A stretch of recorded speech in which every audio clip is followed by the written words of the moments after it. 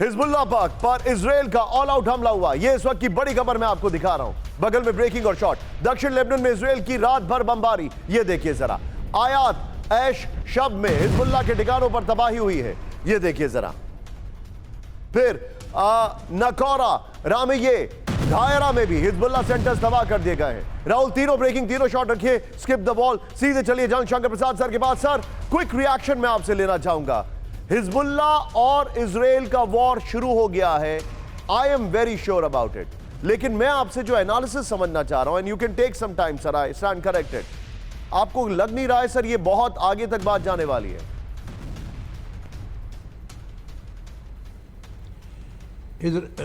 निशांत देखिए, बात समझने की ये है कि लड़ाई तीन तरफ चल रही है। हमास के साथ गाजा में, हिजबुल्लाह के साथ लेबनान में और हूती के साथ यमन में। अब ये देखना है कि इजराइल के टारगेट्स की वजह क्या है, what is the objective and aim. जहाँ तक कि लेबनान का सवाल है हिजबुल्लाह का, Israel is obviously going to have an offensive defence posture.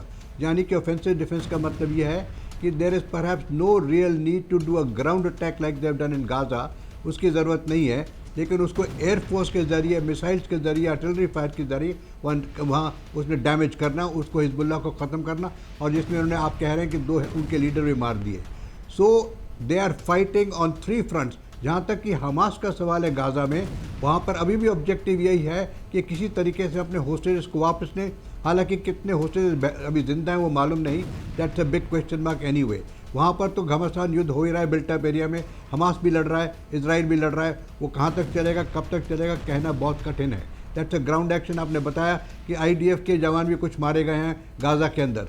लेकिन जहाँ तक लेबनान का सवाल है, मैं तो यही रेकमेंड करता हूँ और यही एनालिसिस करता हूँ कि best option for Israel is to continue firing by air, by missiles and by artillery without physically driving tanks into it. एक दिन दिखाया गया था कि टैंक्स उसके अंदर जा रहे हैं, उससे कोई फ़ायदा नहीं होने वाला, उससे केवल नुकसान होगा इजराइल का। तो मैं समझता हूँ कि they have to contain the enemy in the north against Lebanon and against Hezbollah, similarly against जो बता रहे हैं। You are absolutely right. मैं यमन वाले पार्ट पर आऊंगा राहुल। हम यहां पर लेबनान से मूव कर रहे हैं अब इस तरफ क्रीमिया की ओर।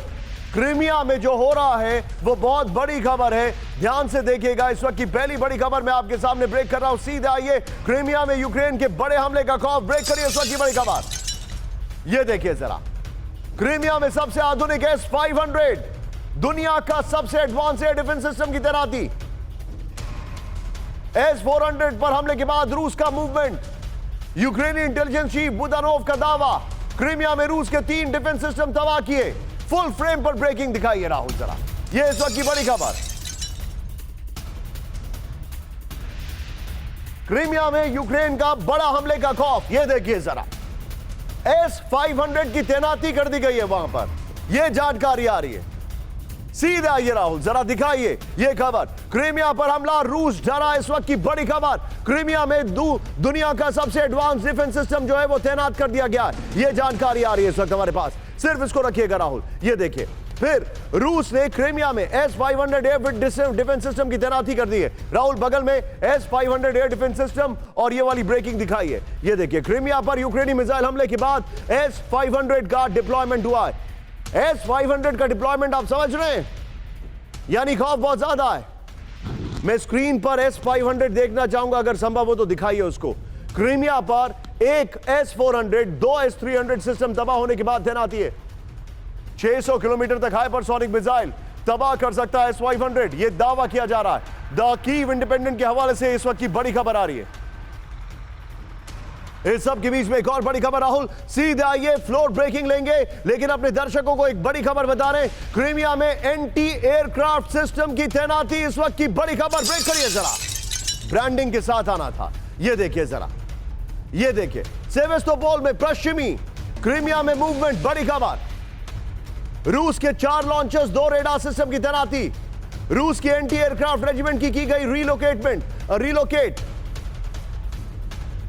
रूस की एंटी एयरक्राफ्ट रेजिमेंट को किया गया रिलोकेट। ब्रेकिंग और शॉट दिखाइए। द क्रीमियन विंड के हवाले से बड़ी खबर। यह देखिए जरा राहुल। ये दोनों ब्रेकिंग, दोनों शॉट दिखाइए। दोनों ब्रेकिंग, दोनों शॉट।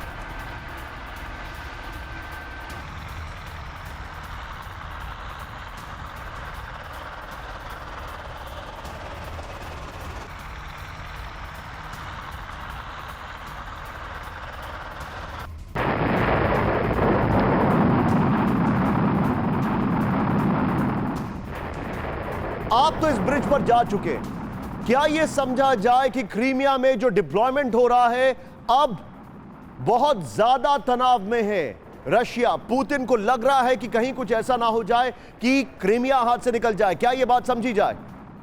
देखिए, यहां तक मिलिट्री एक्सपर्ट्स ये मानते हैं कि अगर एक बार के लिए क्रीमिया ब्रिज टूट भी गया तो भी पीछे से रूस को सप्लाई में दिक्कत नहीं होगी, लेकिन क्रीमिया ब्रिज रूस के लिए आन बान शान का सवाल है।